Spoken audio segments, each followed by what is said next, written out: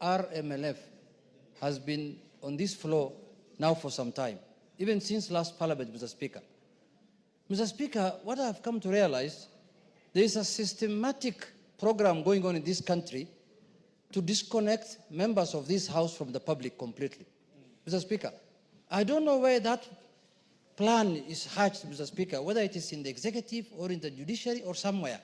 Mr. Speaker, there is a serious plan to disconnect members of parliament, especially members of the National Assembly, from the public, Mr. Speaker. Mr. Speaker, people tell you that it is not your work to bring development to the people. If I cannot bring development to my people, what is the constitutional requirement of representation? You represent people so that you can speak on their behalf on the floor of the House to get resources to the public, Mr. Speaker, if I understand it well. Mr. Speaker, this is something that this House will not accept. Mr. Speaker, look at what's happening in the counties. We are not against devolution. We completely support devolution, Mr. Speaker. But, Mr. Speaker, we have to analyze since the last 10 or 12 years whether devolution has worked for this country. The only things we see in devolution is conferences every year that shows us beans, ndengu, carrots, cucumber, cassavas grown in our areas, Mr. Speaker. Those things have been happening since independence. My grandmother has been growing cassava since Kenya became independent, Mr. Speaker. That's what you are being shown in devolution conferences. There is nothing serious that has happened in terms of devolution since devolution came into place, Mr. Speaker. Truth must be said. We must be truthful to the people, Mr. Speaker. Look at the amount of money that has been devolved in this country. Trillions of shillings since devolution came into place. Nothing to show for it. Nothing, completely nothing, Mr. Speaker. Let's be honest to Kenyans. Mr. Speaker, we don't want to describe them as devolved corruption. But people are preoccupied. Mr. Speaker, can we have order here? People are preoccupied with the little money that has been devolved through NGCDF, little money that has been devolved to the constituencies through RMLF, and people don't take note of the billions of shillings that are being devolved every financial year, Mr. Speaker. Counties are getting their money. They are never in arrears. Even if they're in arrears, it's 1 month, 2 months, in the end the money goes down to the ground. There are counties that are holding billions of shillings in their central bank accounts. I was reading in the newspaper the other day that there are counties that have not spent 48 billion shillings, Mr. Speaker. They are lying idle in their account. And they are still demanding for more money. They're saying, oh, the national government has not devolved. Lastly, Mr. Speaker, these people who are calling themselves here in Nairobi, Kera and Kura, these people must know that these are organs of national government. They are not part of county government. They are oversighted by this House. This Director General of Kera, Mr. Speaker, this man is a joker. I can tell you for true. He thinks that he is supposed to report to counties. Which governor oversights him? Which county government oversights him? That man must be dragged here to this House under full committee of the full House, Mr. Speaker.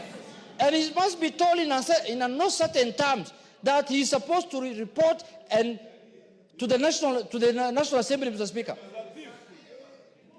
This is a man who thinks that he is supposed to work with county government. Which county government is giving him money? Mr. Speaker, you can go around to every constituency today, and we'll take you around as a speaker. The roads that are maintained by constituency development, by this RMF through the constituency, are known. In every constituency, they're not even more than 4 or 5. Majority of the roads are classified as county roads, and they're in pathetic condition, all of them. And they're asking for the RLMF for the constituency. The ones for the constituency are well maintained. Actually, the national government is trying its best to even tarmac majority of the county roads.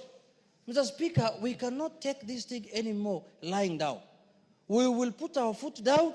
We are tired of these shenanigans of counties and judiciary all the time saying CDF is unconstitutional, and these people are enjoying their monies. They are not delivering any services to the public, and the people who are supposed to do that work are being curtailed, Mr. Speaker. This matter must come to an end, and we are going to pass, as the majority leader said, the county revenue allocation, the extra money we are giving them through the bill that has been brought here, without RLMF. If they don't want money, the bill will get stuck here for good. You can continue with the one that you have been given at the beginning of the year. And I want to tell the Council of Governors, please, don't joke with members of parliament. They have been elected just like the way you have been elected. Your votes, we got votes the same way you got votes. Some of you, we just go through waves. You know, there are people who are saying, when the new constitution was being formulated, governors should have been appointed job. There are people who are saying that. We can amend the constitution, if need be. So, Mr. Speaker, in conclusion, we are saying, let us respect everyone's work as enshrined in the constitution and in the laws, Mr. Speaker. And we must make sure that we are not supposed to be made like we are not supposed to bring any development to our constituency. A governor told me, Mr. Speaker, he told me on my face that, you know, your work is representation and oversight. You're just to go and make noise in parliament. That is all. That's your work. You don't have any other work. I told him, my friend, when we are going to do the division of revenue bill, we will give you very little money if you talk like that. That's when you'll realize what power is as the constitution given to the National Assembly. So, Mr. Speaker, we support the devolution, but the county, what is this thing called? The Council of Governors. This amorphous thing first. It's not in the constitution. I don't know, it's in the County Government Act or something, Mr. Speaker, which we can repeal even that one. They must respect members of parliament henceforth. And that is not anything we are begging for. Mr. Speaker, it's an order, and we will stand firm to make sure that our constituency gets development as required by law. Thank you, Mr. Speaker.